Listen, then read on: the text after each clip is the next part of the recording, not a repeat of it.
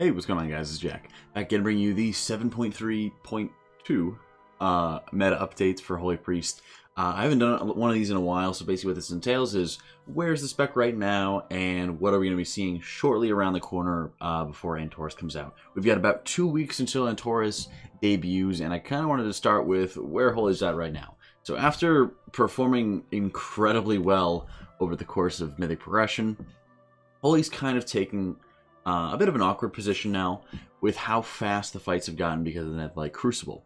Now, Netherlight Crucible has had, I would say, kind of a catastrophic effect on healing, and it really highlights what healing is going to be like at the end of Antorus. And as we're in that mode, as we're waiting for new expansions, if this is, your first raid expansion and your first raid expansion healing especially, you'll see that as you get into pretty deep farm content of any raid, whenever there's significant power increases, whenever there's significant nerf factors that get applied to bosses, reduced HP or anything like that, fights accelerate rapidly, and they continue to do so, and they will continue to do so with Warforged, Titanforged, Socket of Gear, all that stuff, right? So what this causes for healers, and what Netherlight Crucible is causing right now for Holy Priests, and for, other non-bursty and more hot-based healers, Holy does have a very good amount of its healing coming from hots. I'm always going to keep in mind with their masteries. What you have here is that Netherlight Crucible increases the power of the healers, and of course they increase the power of the DPSers. So your DPSers are killing bosses faster, which means fights accelerate, which means that a lot of the damage mechanics kind of get squished together, where fights no longer have as much constant damage. Usually you get to that burst factor really, really quickly. The mechanics come back faster and faster because you start hitting those breakpoints of, oh, a boss hits 80%, now this mechanic happens. Well, that happens significantly faster. For our, sisters kills, we were killing it in 8-9 minutes, and now we're killing it in like 5, something like that, so crazy acceleration there. I've gotten Solo Heal Hard Tan as Disc and Holy because we just kill it so quickly. We kill it in under 3 minutes.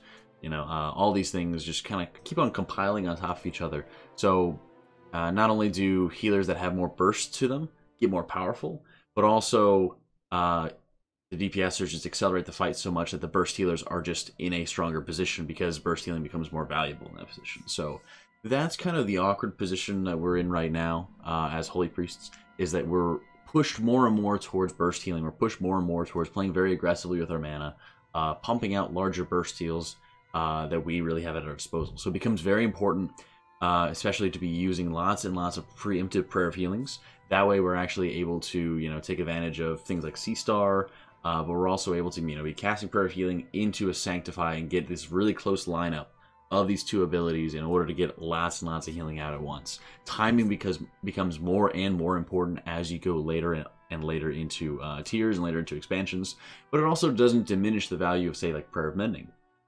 If anything, it actually makes it more important in that the more that you're getting lots and lots of damage spiked up into specific areas, the more valuable it is having Prayer of Mending kind of building up and only losing a charge here and there, and then when they all kind of get stacked up, or whenever you're using your hymn, you're getting all of these different Prayer of Mendings bouncing all over the place for very, very high value. So it still becomes very important to stay, on top of your Prayer of Mending casts and things like that.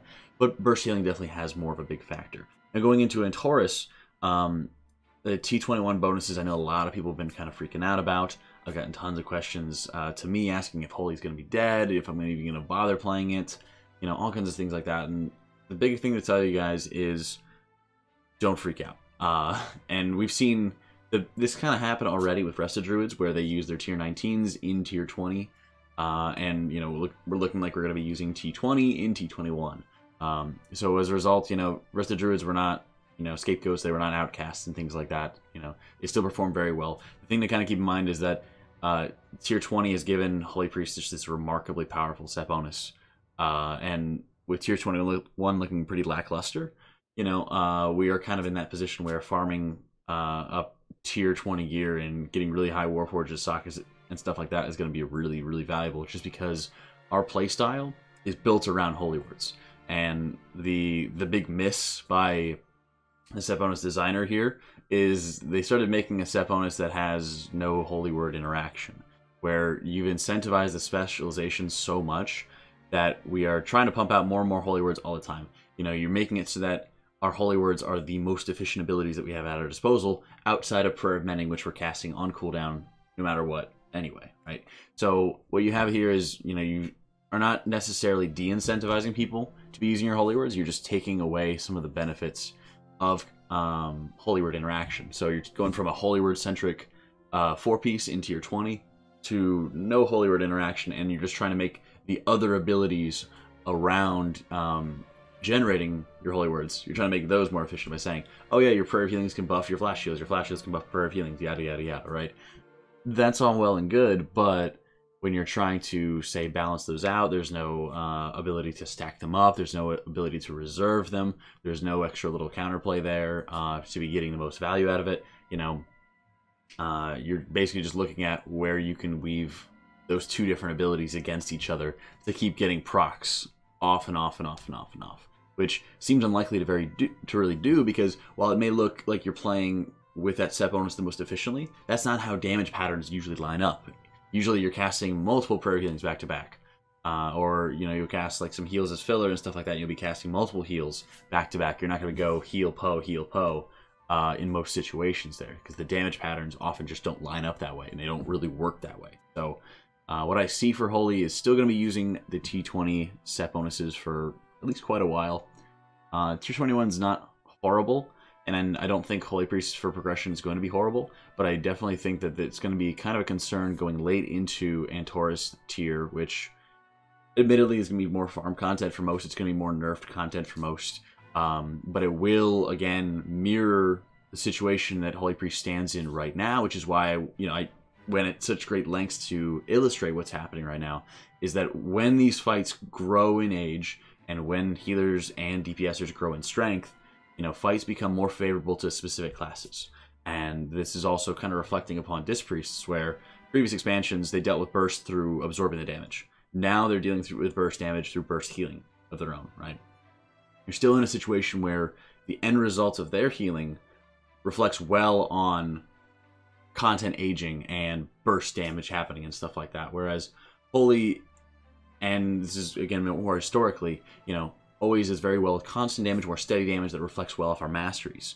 When you're not getting damage reflecting well off your masteries, it becomes a little bit less favorable. So this is part of one of the issues that there comes into with aging of WoW, of them trying to work with this problem and kind of mitigate it whenever they can.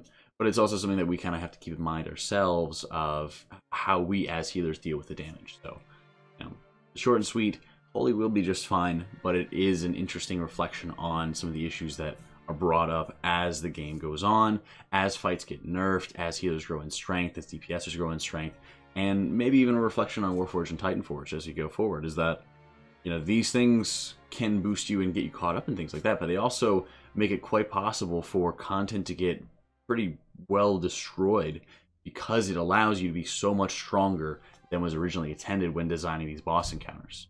So, hope you all appreciate the quick rant and some of my quick thoughts on where's Holy's going.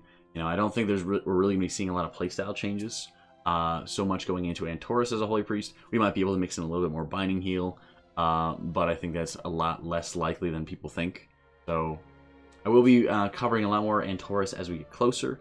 I will be, of course, covering more gear, more trinkets and stuff like that once they're more finalized, and once we know that the day after I make a video, they're not going to be making any big changes. All right, so thank you so much for watching. Let me know what you guys think about going into Antorus, and maybe some more of the healer meta questions and some of the concerns that you might have, or something that you might think, hey, maybe alleviate some of these issues that we kind of face going into later parts of the expansion. So thank you so much for watching, guys. I hope you all enjoyed it. Be sure to subscribe. I'll catch y'all next time.